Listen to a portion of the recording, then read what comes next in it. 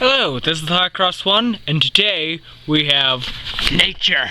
So as some of you might know, I live in Canada.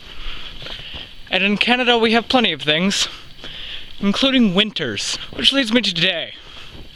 Today, I'm going to show you a true Canadian winter before it's winter, because Canada.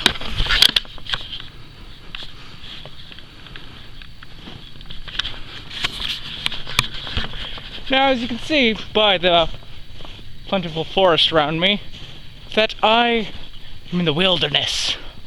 And in the wilderness there are many things, including deadly animals, terrible internet, and the list goes on. But there are many good things about living in the country.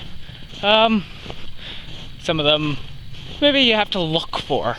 And that's why today I'm going to show you some interesting things about the country you might not know.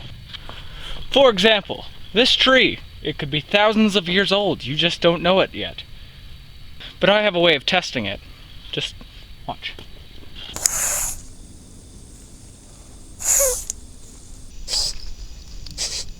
I'd say somewhere around 50 years old. So probably not in the thousands, but you know,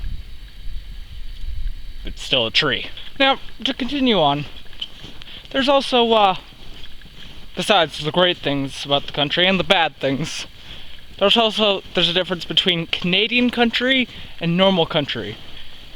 This is Canadian country, that is normal country. You see the difference? Because, you know, Canada, we do stuff cold here. We're some cold people, if you want to, take things out of context. But I lost my train of thought.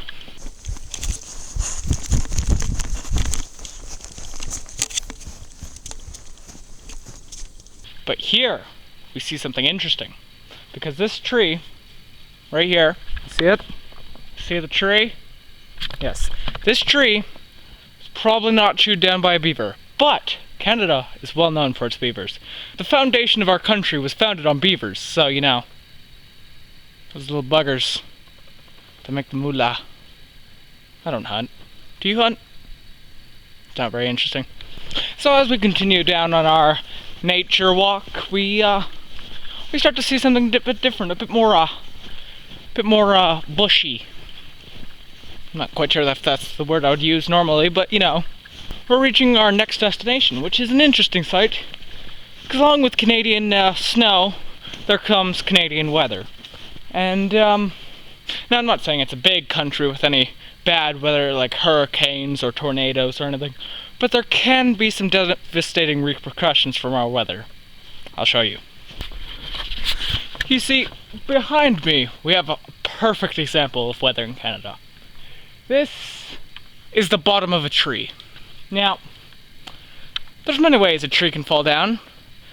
Most of them not very likely, as in maybe like some guy decided to push a tree down, or maybe who just wanted to have a nap. But as those are unlikely, I'll tell you the real reason why this giant tree, well, the bottom of a giant tree is visible. You see, what happened is, one stormy Canadian night, one stormy, wintry Canadian night, there was a lot of wind.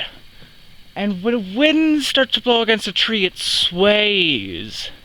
And when it starts swaying enough, it decides, you know what, goodbye, cruel world, it's time to fall. And that's what that tree did. I was there, I heard it, you know. I almost fell over myself. Whew. It was windy that day. Well, I'm afraid that's going to have to end our interesting nature walk, seeing as I don't feel like walking anymore. So, I guess I'm going to have to say this is the High Cross One with the amongst some boots. I think they might be teleporting. With the teleporting boots, saying goodbye.